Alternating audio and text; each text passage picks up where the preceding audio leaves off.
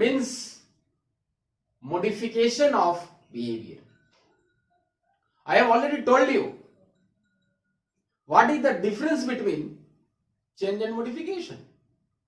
Change in two ways, maybe positive, maybe negative. But modification always positive direction, desirable direction. तो मैंने कहा कि अधिगम व्यवहार का परिमार्जन है. In other words we can say the process of acquiring new knowledge, process of acquiring new knowledge and new responses is the process of learning. मैंने कहा नई ज्ञान, नई प्रतिक्रिया को प्राप्त करना अधिगम कहलाता है. और ये मनोवैज्ञानिक है एक Woodworth.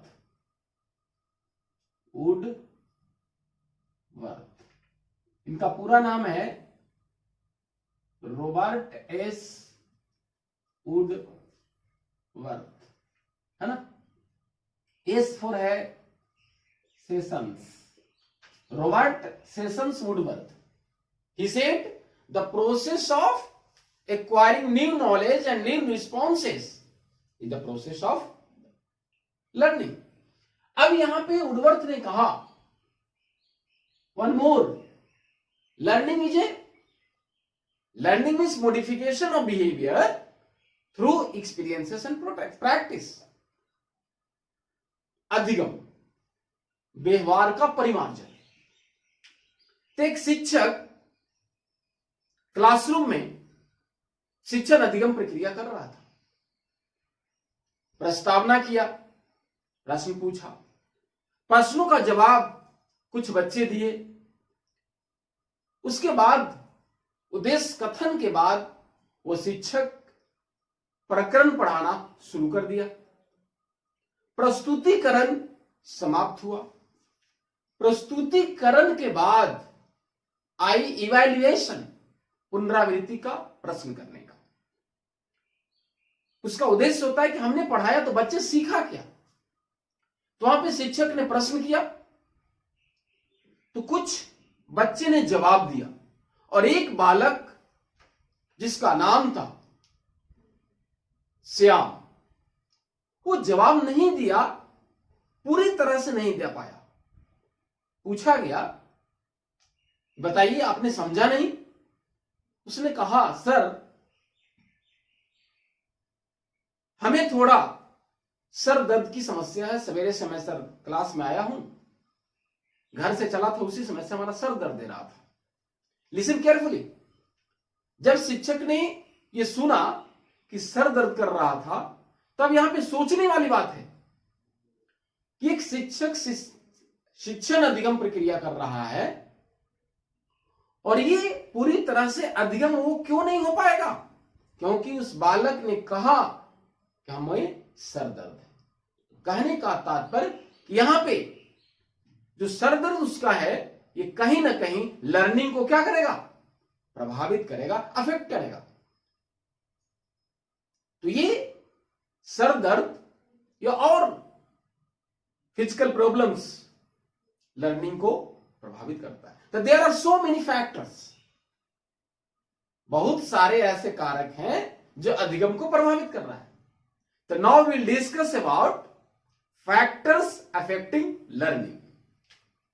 Right, factors affecting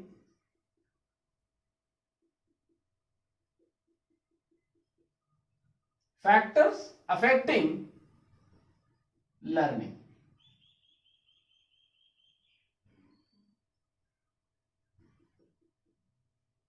learning है ना, फैक्टर्स अफेक्टिंग लर्निंग. अधिगम को ध्यान दीजिए, अधिगम या सीखना को प्रभावित करने वाले कारक। रटने की जरूरत नहीं है। अभी हमने कहा था कि एक फैक्टर बातें निकल के आ गई है। अब यहां पे जो लर्निंग की अगर हम बात करें तो ये थोड़ा देखें, LEARN, ये हमारा L है, ये लाइफ टाइम। थोड़ी सी देखते हैं हम लोग। जैसा कि कहा गया कि learning is a life line process, that is a life time. Education, हम जीवन पर्यंत क्या प्राप्त करते हैं? शिक्षा प्राप्त करना है। देन R, रिलेशनशिप, है ना। कहने का मतलब कि जो जीवन में हम सीखें, शिक्षा प्राप्त करें, उसको हमें संबंध करना है। कहां से? तो एन फॉर कहा गया न्यूट्रिशन की बात है। न्यूट्रिशन इन द सेंस यहां पे जो हम पढ़ रहे हैं वो कितनी तरह से नर्चर कर पाए हम, सीख पाए उसको, तब ये बातें साफ है। तो हमने कहा कि अधिगम को प्रभावित करने वाले कारक की हम बात करेंगे कि हमारा जो फैक्टर्स है, ध्यान दीजिएगा, फैक्टर्स। तो ये जो हमारा फैक्टर है, तो अभी एक शिक्षक पढ़ा रहा था क्लासरूम में, और क्लासरूम में बैठा कौन था? बालक, लर्नर। तो यहां पे दो बातें तो क्लियर है। ये कि यहां पे टीचर पढ़ा रहा था, ध्यान दीजिएगा, और पढ़ कौन रहा था? लर्नर। अधिगम करता। ठीक है। तो अभी हमने कहा कि शिक्षक पढ़ा रहा था और क्लास में लर्नर से बालक थे, सीखने वाला। अब अभी हमने कहा था कि प्रस्तावना का प्रश्न पूछा, और प्रश्न पूछने के बाद बच्चे ने जवाब दिया, फिर उसके बाद प्रस्तुतिकरण स्टार्ट हुआ। तो प्रस्तुतिकरण स्टार्ट हुआ तो जो हमने कहा था कि स्टेटमेंट ऑफ एम, क्या आज हम लोग पढ़ेंगे, जैसे कि मैंने अभी कहा कि आज हम लोग अधिगम को प्रभावित करने वाले कारक को पढ़ेंगे। तो यहां पे उसने उद्देश्य कथन किसको किया? कंटेंट को किया, विषय वस्तु। ध्यान दीजिएगा। तो 3 डायमेंशन हमको पता चल रहा है। अब ये एक शिक्षक बच्चों को पढ़ा रहा था, डिफरेंट कंटेंट, विषय वस्तु या प्रकरण पढ़ा रहा था, लेकिन वहां पे पढ़ाते समय एक बात और ध्यान देने की जरूरत था कि आखिर कैसे पढ़ाया जाए। जैसा कि एजुकेशन साइकोलॉजी भी कहा, 3 क्वेश्चन से राइज करता है, what to teach, when to teach और हाउ टू टीच। क्या पढ़ाया जाए, कैसे पढ़ाया जाए और कब पढ़ाया जाए, ये एजुकेशन साइकोलॉजी बात करता है। तो कैसे पढ़ाया जाए, यहां पे आंसर जो हमने कहा, ये कहां से मिलेगी? प्रोसेस, प्रक्रिया। तो ध्यान दीजिएगा, हम लोग 4 डायमेंशन अभी देखे, ये हमारा 4 डायमेंशन। तो यहां पे बातें साफ है कि अधिगम को प्रभावित करने वाले जो कारक है, ये हम लोग फर्स्ट डायमेंशन देखेंगे, दूसरा डायमेंशन देखेंगे, और ये हमारा तीसरा डायमेंशन है, और ये चौथा डायमेंशन है। तो अधिगम को प्रभावित करने वाले ये चारों डायमेंशन में हम लोग देखेंगे। तो 1 by 1 डायमेंशन सब हम लोग देखेंगे। तो फर्स्ट ऑफ ऑल अगर हम पहली बात करें, देखिए ध्यान से, रिलेटेड टू, ध्यान दीजिए, रिलेटेड टू लर्नर, लर्नर्स, अधिगम कर्ता से संबंधित, अधिगम कर्ता से संबंधित। तो अभी फर्स्ट पॉइंट आपके सामने आ रही थी, जो मैंने आपको शुरू में ही कहा था कि एक शिक्षक पढ़ा रहा था, प्रस्तावना, प्रस्तुतिकरण, मूल्यांकन के प्रश्न में पता चला कि वो बालक स्पष्ट रूप से नहीं बोल पा रहा था या नहीं सीख पा रहा था। सीखा तो पता चला कि उसकी सर दर्द थी। तो कहने का मतलब सबसे पहला पॉइंट हम डिस्कस करेंगे, क्लियर है, रटने की जरूरत है नहीं, क्या है? Learners physical and mental health. सबसे पहली बात हुई कि शारीरिक और मानसिक स्वास्थ्य सीखने में बहुत बड़ा रोल अदा करती है। कि अगर अभी हमने कहा कि हेडेक उसको था, सरदर्द था, सिर दर्द, तो कहने का मतलब क्या हुआ कि वो उसका ध्यान दूसरी तरफ रहेगा। हम जो पढ़ा रहे हैं, आप जो पढ़ा रहे हैं, वहां पे ध्यान नहीं रहेगा। तो जब कंसंट्रेशन नहीं रह पाएगा तो हमारे द्वारा पढ़ाए गए प्रकरण या विषय वस्तु वो अच्छी तरह से समझ नहीं पाएगा। तो यहां पे अधिगमकर्ता को अधिगम करने के लिए जरूरी है कि उसकी शारीरिक और मानसिक स्वास्थ्य प्रभावशाली हो। इसलिए कहा भी गया है कि एक स्वस्थ शरीर में, ध्यान दीजिए वो बातें आपको पता है, स्वस्थ शरीर में क्या वास करता है? स्वस्थ मस्तिष्क। मस्तिष्क है ना। तो कहने का मतलब है कि हमें अधिगम को प्रभावशाली बनाने के लिए, सीखने के लिए, और ये दोनों की जरूरत है। देखिए रटने की जरूरत नहीं है। अगर हम टीचर्स में भी आएंगे दूसरे डायमेंशंस में, तो शिक्षक के भी अगर शारीरिक और मानसिक स्वास्थ्य या समायोजन स्तर अगर नहीं रह पाएगा तो अच्छा से पढ़ाई नहीं पाएगा। तो यहां पे ये पॉइंट्स वहां भी जाएगा टीचर्स के डायमेंशंस में। आ रही बात समझ में? इसको ध्यान देना है। दूसरी पॉइंट अगर हम चर्चा करें तो देखिए, learners aspiration and achievement motivation. यहां भी क्या बात है? आकांक्षा और ध्यान दीजिए उपलब्धि अभिप्रेरणा। यहां पे बात है एस्पिरेशन। ये जो आकांक्षा जो हमारा है, कहने का मतलब यहां पे a strong desire to something achieve. यहां पे देख लीजिए इसका आकांक्षा का अर्थ क्या हुआ। हम कह रहे हैं strong desire to achieve something high. कहने का मतलब कि आकांक्षा स्तर हमने दृढ़ निश्चय कर लिया। ध्यान दीजिए, दृढ़ निश्चय किया कि हमें ये करना है, सर हमें पढ़ा रहा है, हमको पढ़ना है, सीटेट क्वालिफाई करना है, एसेट का टीचिंग एप्टीट्यूड या कंटेंट हमें पढ़ना है। तो वहां पे दृढ़ निश्चय करना होगा, स्ट्रॉन्ग डिजायर, इच्छा लाना होगा मन में कि हमें पढ़ना ही पढ़ना होगा। तो जैसे ही आपका मजबूती रूप से आकांक्षा को आप निश्चित कर पाएंगे तो निश्चित आपकी पढ़ाई आगे बढ़ेगी। अचीवमेंट, तो सबसे पहले उपलब्धि की बात हम करें तो उपलब्धि में जो सबसे बड़ी इंपॉर्टेंट बात है, ध्यान समझिएगा इसको, अचीवमेंट। पहले अचीवमेंट समझिए, इसका हिंदी है उपलब्धि। तो उपलब्धि में जो सबसे बड़ी बात कहा जाता है कि समथिंग अचीव सक्सेसफुली।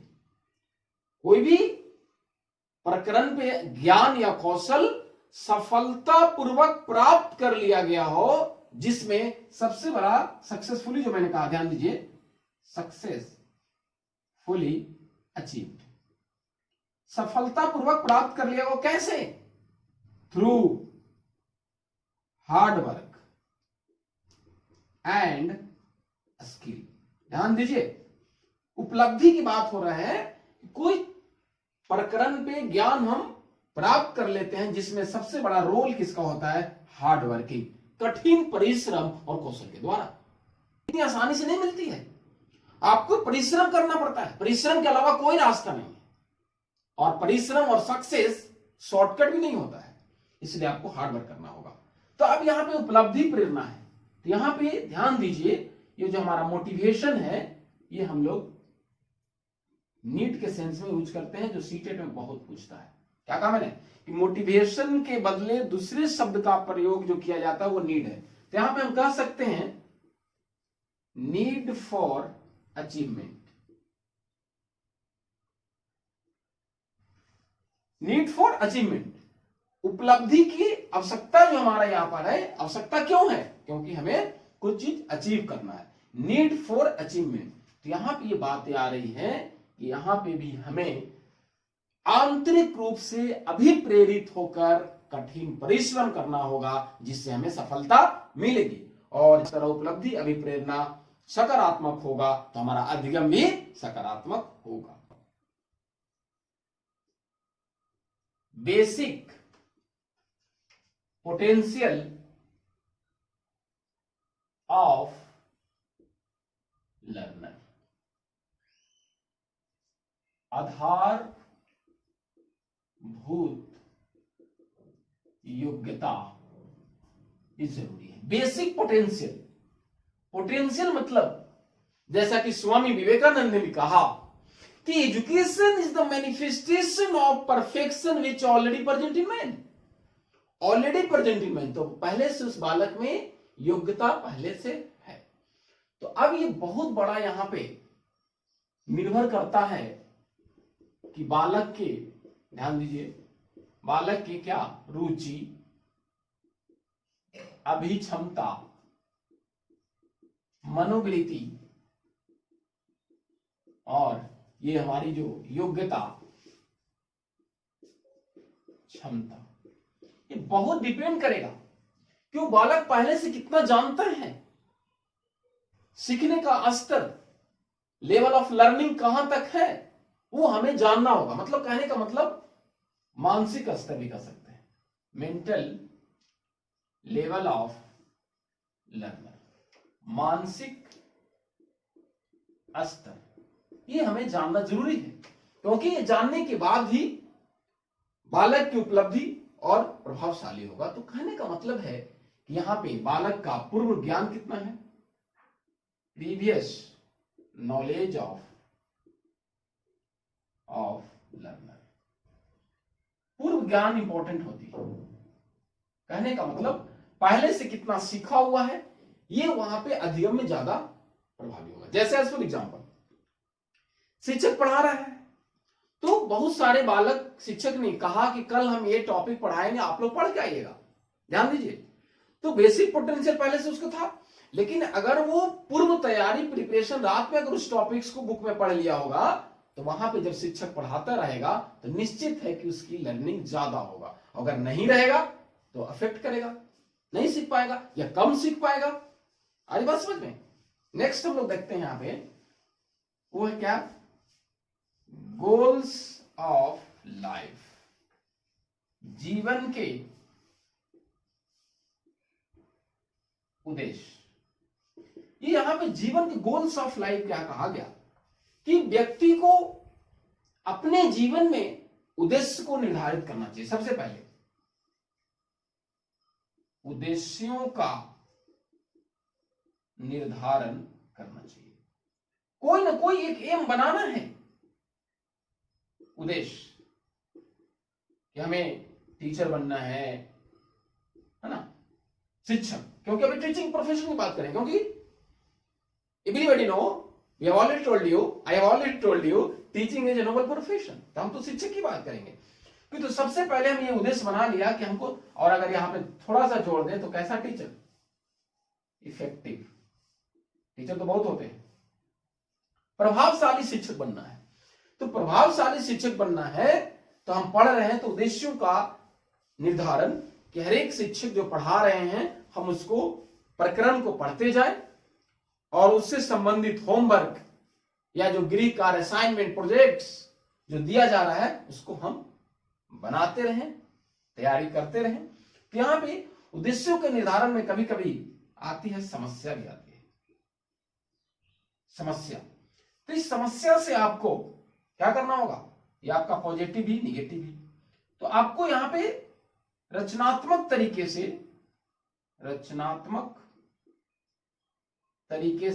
समस्या को समाधान करना है।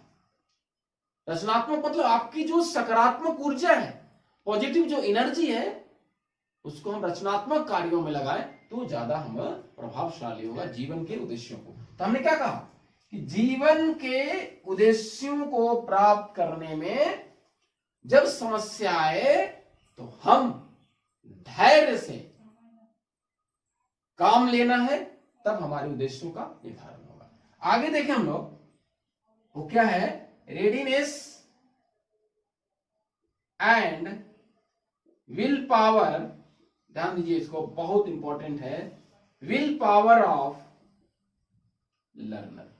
यहां पे क्या हो रही, तत्परता, तत्परता और इच्छा शक्ति। यहां पे रेडीनेस जो हमारा है, तत्परता, ध्यान से समझिएगा इसको, तत्परता की बात है।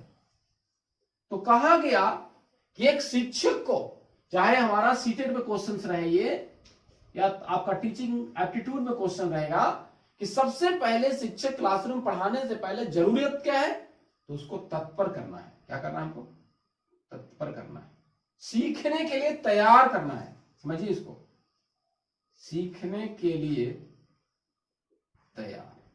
तो ये होगा कैसे, तो तत्पर करने के लिए हमको स्टिमुलस और रिस्पॉन्स, टीचर और स्टूडेंट, ये दोनों के बीच में जो हमारा बॉन्डिंग है, बॉन्ड है, उसको क्या करना है, मजबूत बनाना है। तब जाके हमारा जो बालक तत्पर होंगे सीखने के लिए। तो बॉन्डिंग मजबूत बनाने के लिए क्या करना होगा कि शिक्षक और छात्र के बीच संबंध जरूरी है, समरस संबंध भी जरूरी है, लेकिन emotional attachment is necessary, it is mandatory. उसके साथ भावनात्मक जब लगाव होगा, उसकी आवश्यकताओं को ध्यान में रखेंगे, निश्चित है कि बच्चे सीखने के लिए तत्पर होंगे। अब दूसरी बात है विल पावर, इच्छा शक्ति। तो अब यहां पे ऐसा नहीं है कि केवल लर्नर के, टीचर्स के लिए भी है कि शिक्षक जितना पढ़ाने के लिए तत्पर होगा उतना ही बच्चे भी तत्पर होंगे। अब है इच्छा शक्ति, एक है पावर, एक विल पावर। तो पावर, टीचर्स की बात भी हम सपोज, टीचर की सैलरी है, सारी चीजें, वो मैनेजमेंट के हाथ है, वो सरकार के हाथ में है।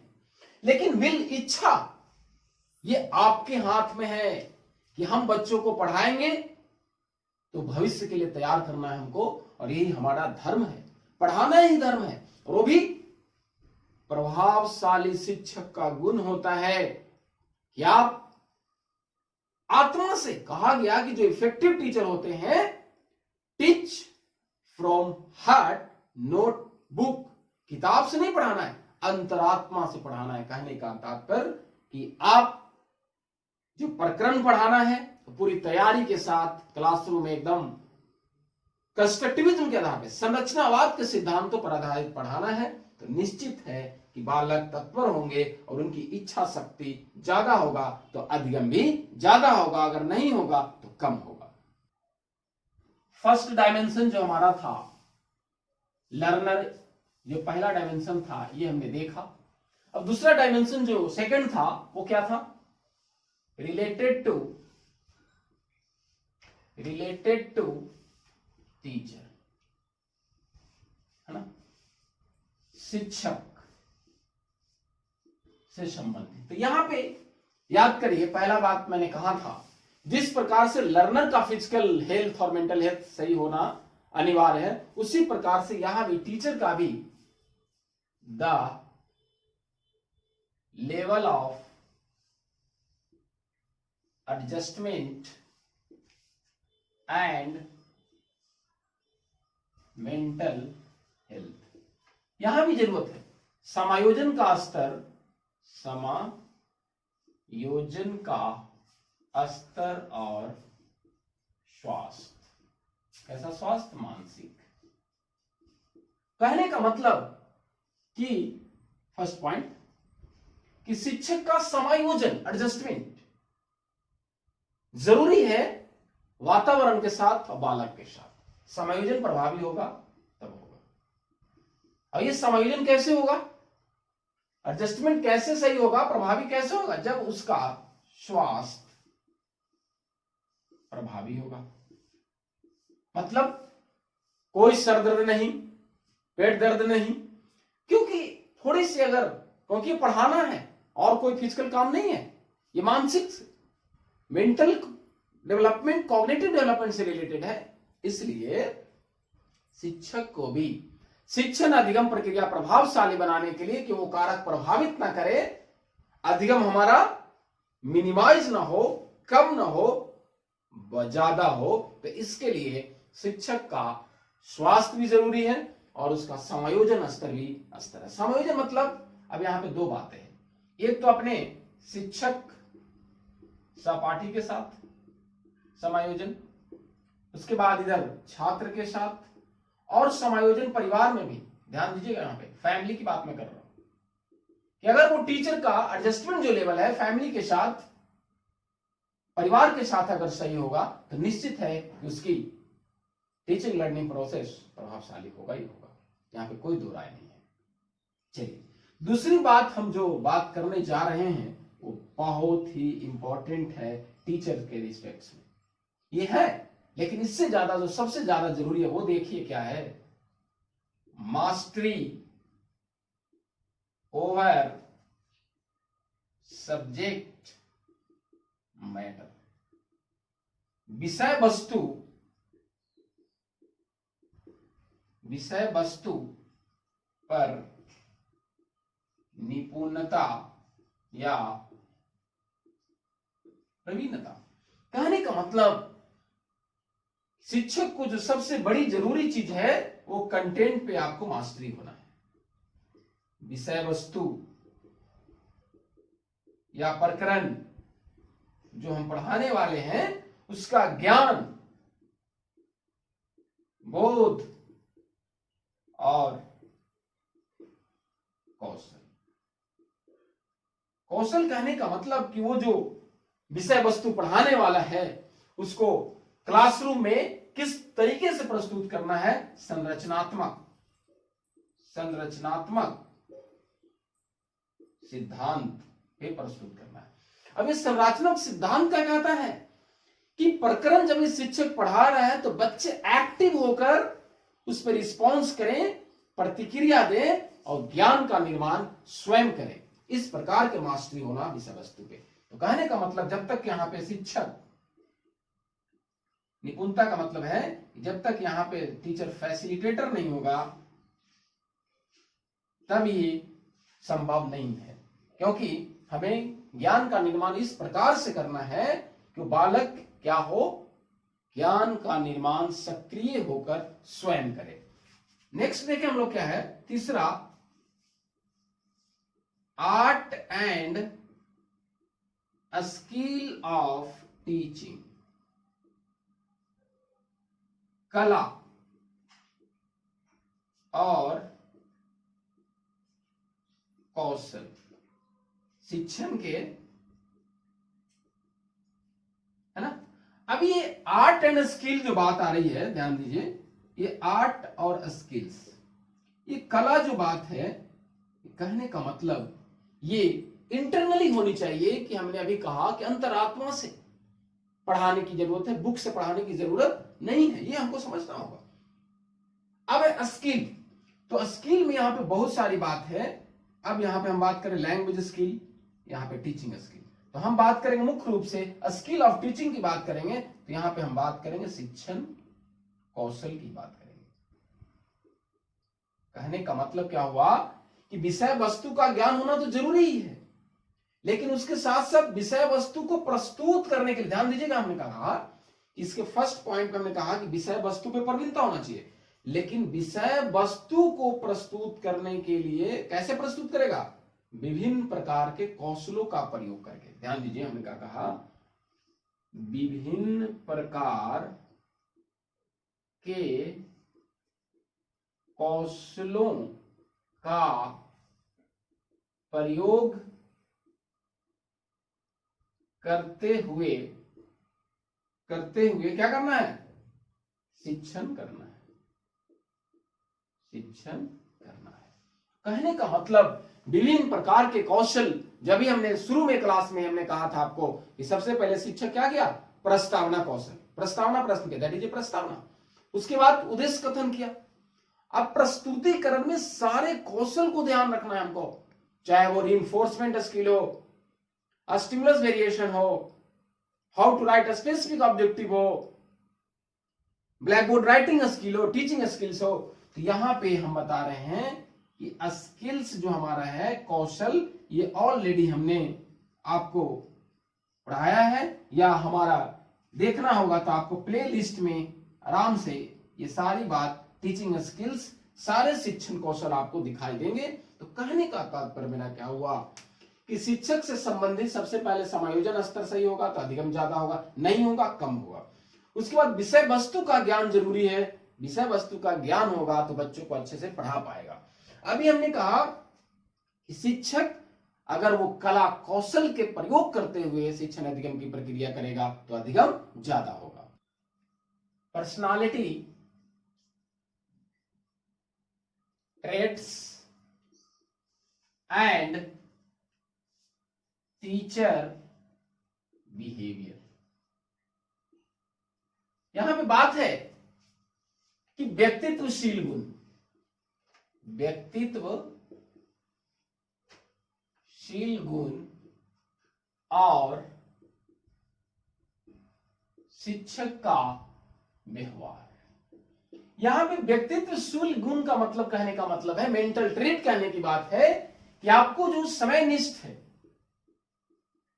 समयनिष्ठ, कोई ऐसा नहीं है कि अलग से आ रहा है व्यक्तित्वशील गुण, समयनिष्ठ हो गया,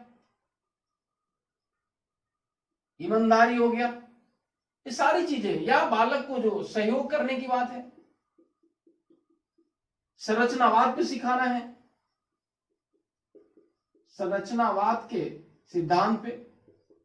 तो कहने का मतलब व्यक्तित्वशील गुण, और सबसे बड़ी चीज है यहां पे हमेशा शिक्षक का जब समायोजन स्तर होगा, मानसिक स्वास्थ्य अच्छा होगा, तो फेस पे हमेशा जो है चेहरा पे क्या कर रहा है कि हमेशा क्या होना चाहिए, मुस्कान। क्लास में जब हम इंटर करें तो मुस्कान के साथ, और एकदम स्वाभाविक रूप से, गुस्सा अगर है, कभी कभी होता है, घर का परिवार का समस्या होता है, तो उसको हम क्लास से बाहर ही रखें तो ज्यादा सही। तो हमने कहा कि व्यक्तित्वशील गुण और शिक्षक का व्यवहार, हमने क्या कहा, स्वाभाविक की बात हमने कहा, स्वाभाविक, नेचुरल, बनावटी नहीं, बनावटी नहीं कि आपको पढ़ाने का इच्छा नहीं है, जबरदस्ती पढ़ा रहे हैं और उसमें गुस्सा से बेवजह क्रोधित हो रहे हैं, क्रोध हो रहे हैं, बच्चों को डांट रहे हैं, तुमको कुछ नहीं आता है, कैसे आ गया, ये आ गया, वो आ गया। तो कहने का मतलब सबसे बड़ा शिक्षक का व्यवहार और व्यक्तित्व की बात आती है। और आगे देखें हम लोग, इसमें क्या है, अब ये तो मैंने कहा कि व्यक्तित्व बहुत बड़ा इंपॉर्टेंट रखता है एक शिक्षक का शिक्षण अधिगम प्रक्रिया करते समय। अब थोड़ी सी हम देखें एक और, टाइप्स ऑफ, ध्यान दीजिए, types of discipline and interaction maintain by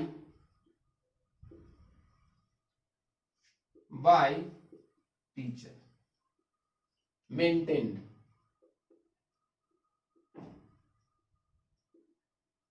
bye teacher. अब ये कहा गया कि शिक्षक के द्वारा अनुशासन, ध्यान दीजिए यहां पे अनुशासन और अंतःक्रिया की बात है। तो यहां पे अनुशासन हमने बताया था आपको पहले भी, एक होता है रिप्रेशनिस्टिक, दमनात्मक, दमन, मतलब यहां पे शिक्षक का बोल होता है, बोल बाला होता है, तो इंपॉर्टेंट है नहीं। ये एक है इंपैशनिस्टिक, मुक्तात्मक, फ्रीडम, फ्रीडम भी छोड़ना सही नहीं है कि बच्चे मछली बाजार या बहुत नॉइसी हल्ला ज्यादा करेंगे। अब दूसरा है इंप्रेशन, इंप्रेशनिस्टिक। अब ये प्रभावात्मक है, प्रभावात्मक मतलब शिक्षक के आदर्श, एथिक्स, नैतिकता के आधार पे ये प्रभाव बालक पे है कि ये शिक्षक हमारे सही से पढ़ा रहे हैं, हम लोगों को पढ़ना है। अब अंतर क्रिया की जो बात है, इंटरेक्शन, ये टीचर स्टूडेंट से, स्टूडेंट स्टूडेंट, और हमारा स्टूडेंट भी टीचर से, ये अंतर क्रिया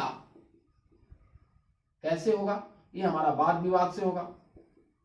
वाद विवाद, परिचर्चा, सारी चीजें जरूरी है शिक्षण अधिगम प्रक्रिया को प्रभावशाली बनाने। तो हमने कहा कि अगर अनुशासन हम व्यवस्थित रखते हैं, अनुशासन हमारा सही होगा, अंतर क्रिया सही होगा, तो निश्चित है कि हमारा वो अफेक्ट नहीं करेगा, प्रभावित नहीं करेगा, और नहीं करेगा तो निश्चित है कि बालक ज्यादा सीखेगा। हमने देखा ए डायमेंशन में क्या था? लर्नर। बी डायमेंशन में कौन थे? टीचर। ये दोनों हमारा फिनिश्ड हो गया। अब सी डायमेंशन की तरफ हम लोग चले। जो हमने कहा था सी डायमेंशन, सी भी है और रिलेटेड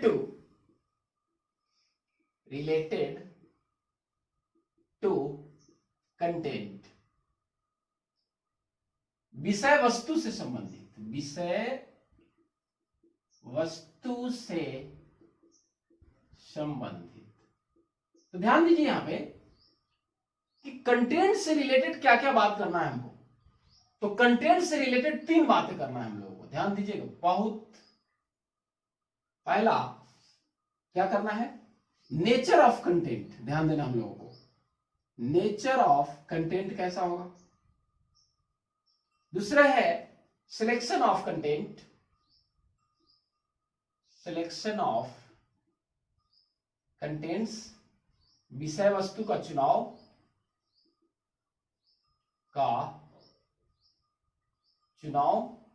और यहां पे प्रकृति है ना।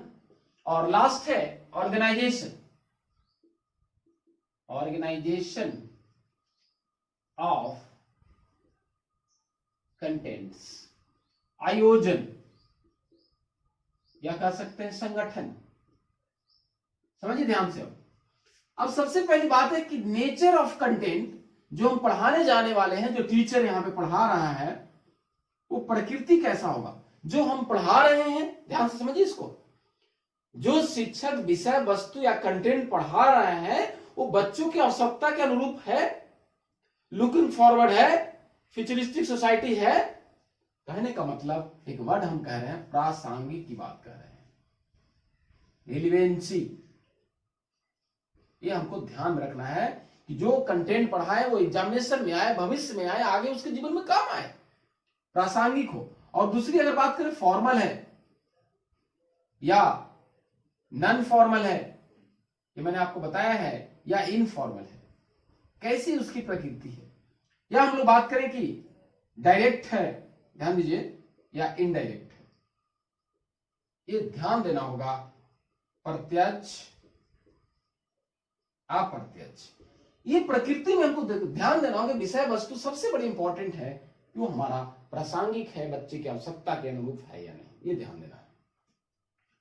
सिलेक्शन, चुनाव में सबसे बड़ी इंपॉर्टेंट ये रखती है कि हमने शिक्षण उद्देश्यों का, ध्यान दीजिए यहां पे, शिक्षण उद्देश्यों का निर्धारण करना सबसे पहले जरूरी है। सिलेक्शन, अब ये शिक्षण उद्देश्यों के आधार पे, या कहें उसके आयु, रुचि, योग्यता के आधार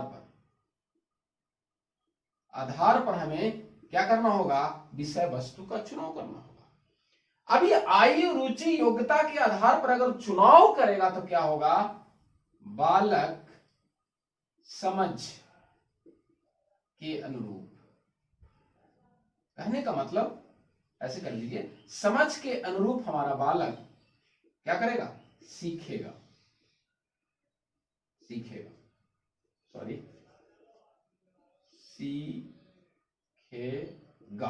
कहने का मतलब ध्यान दीजिए कि विषय वस्तु में सबसे बड़ा इंपॉर्टेंट है कि शिक्षण शैक्षिक उद्देश्यों का निर्धारण करना है। इस शैक्षिक उद्देश्यों का निर्धारण कैसे करेंगे? उसके आयु, रुचि, योग्यता, क्षमता, अभिवृत्ति, ये सारी बातें हमको ध्यान में रखना होगा तब विषय वस्तु का चयन करेंगे, तो वो कारक हमको प्रभावित नहीं करेगा, और नहीं करेगा तो हमारा अधिगम क्या होगा, वो ज्यादा होगा ही नहीं होगा। अब यहां पे आते हैं हम लोग कि हमने कहा कि विषय वस्तु की प्रकृति देख लिया कि प्रासंगिक है, फिर हमने रुचि योग्यता क्षमता के अनुसार। अब ऑर्गेनाइजेशन में सबसे बड़ा इंपॉर्टेंट बात है कि एक शिक्षक को दो बातों को ध्यान रखना है। सबसे पहले मनोवैज्ञानिक सिद्धांत पे ध्यान रखना होगा, मनोवैज्ञानिक सिद्धांतों। दूसरी अगर हम बात करें कि विषय वस्तु का जो ऑर्गेनाइज जो करना है, संगठित जो कैसे करना है, वो आपको तार्किक तरीके से करना है।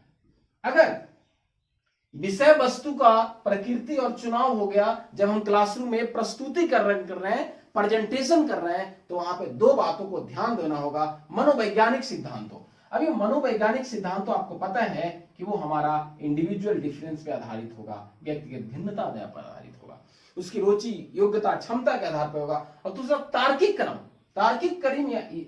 क्रम या हम कहें वैज्ञानिक विधि, जो हम लोग कहता है कि कारण और प्रभाव, कॉज एंड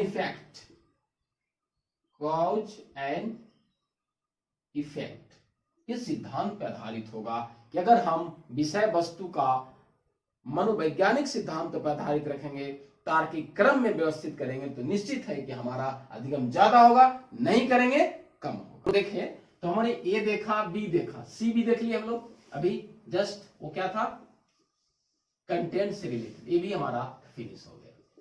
अब एक लास्ट जो बचा है हमारा, वो डी क्या था, फोर्थ डायमेंशन क्या था, रिलेटेड टू, ध्यान दीजिए, रिलेटेड टू प्रोसेस,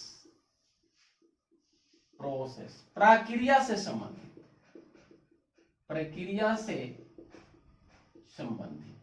यहां पे इसमें जो बात है, दो तरह की बात इसमें भी है, देखिएगा ध्यान से। ये पहली बात है, कहा गया कि मेथोडोलॉजी ऑफ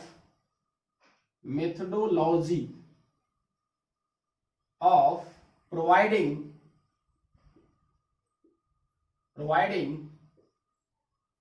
टीचिंग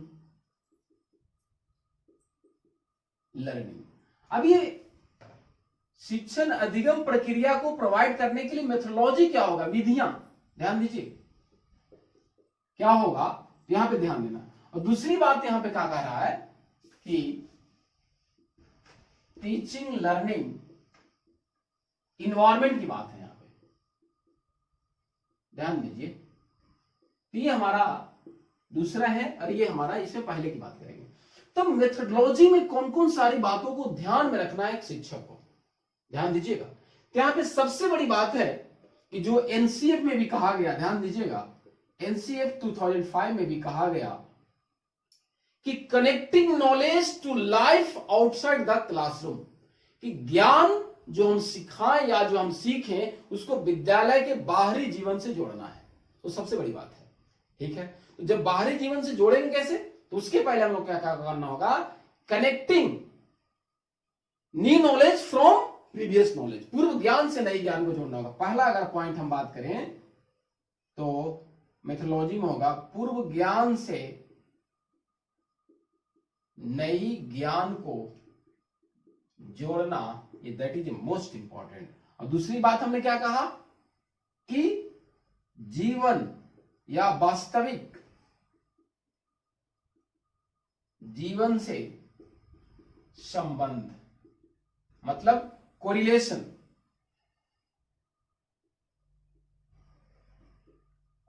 प्रिंसिपल्स आपको ध्यान देना होगा। कहने का मतलब कि जो बात है एक विषय से, दूसरी बात भी कर सकते हैं, एक विषय का संबंध दूसरे से हमें समझाना होगा। क्या कहें कि मेथोडोलॉजी में सबसे बड़ी बात है कि पूर्व ज्ञान से नई ज्ञान को जोड़ना है, ये जरूरी है, प्रीवियस नॉलेज को ध्यान देना। दूसरा है कि जीवन के वास्तविक जीवन से जोड़ना सिखाना है। वास्तविक जीवन में दूसरी बात मैंने कहा कि एक विषय जो हम पढ़ा रहे हैं, जैसे हम पढ़ा रहे हैं कि साइंस में पॉल्यूशन पढ़ा रहे हैं, तो ज्योग्राफी में भी प्रदूषण है, एक टॉपिक है। तो वहां दोनों उसकी अर्थ सेम होगा। ये यहां पे ध्यान देना। आगे क्या करना है, यूटिलाइजेशन ऑफ, ध्यान दीजिए, ऑफ मैक्सिमम सेंसेस ऑर्गन, ज्ञानेंद्रियों का प्रयोग ज्यादा करना है, तो उसके लिए क्या करना होगा, TLM की सहायता से आपको पढ़ाना होगा कि ज्ञानेंद्रियों का प्रयोग ज्यादा हो, इस प्रकार से आपको यहां पे ध्यान देना होगा। और सबसे बड़ी इंपॉर्टेंट क्या है, आपको यह भी ध्यान देना होगा, फीडबैक एंड रीइंफोर्समेंट।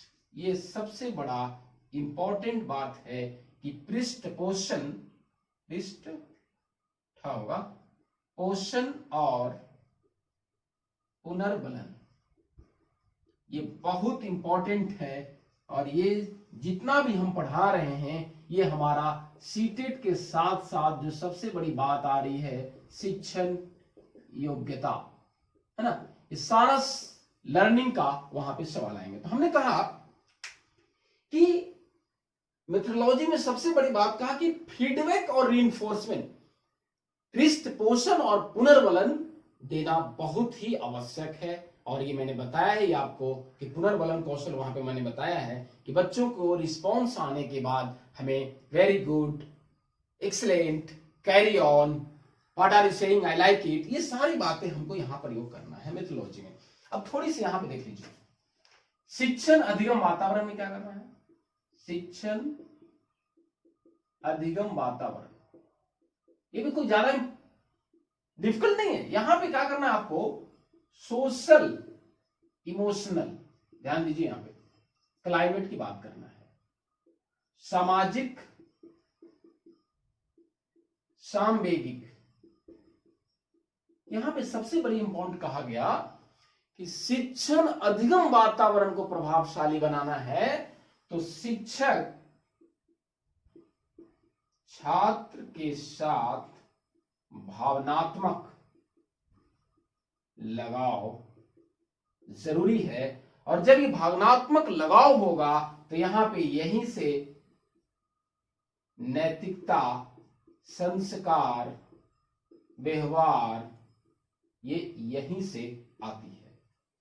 तो हमने कहा कि शिक्षण अधिगम वातावरण में जो सबसे बड़ा इंपॉर्टेंट मैंने कहा कि सामाजिक और संवेगिक रूप से वो जरूरी है।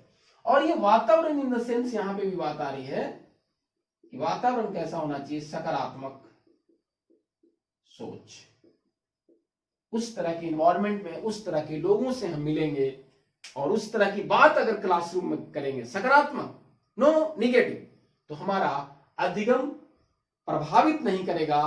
प्रभावित कब करेगा, जब हम निगेटिव बातें करेंगे तो निश्चित है कि अधिगम क्या होगा, निगेटिव वे में जाएगा। लेकिन ये सारे फैक्टर्स को अगर हम ध्यान देते हैं, चाहे वो लर्नर से रिलेटेड हो, टीचर से रिलेटेड हो, कंटेंट से रिलेटेड हो और प्रोसेस से रिलेटेड हो, तो सारी बातों को अगर हम ध्यान देते हैं तो शिक्षण अधिगम प्रक्रिया हमारा ऐसे होगा, ज्यादा होगा। ध्यान नहीं देंगे तो ऐसे होगा।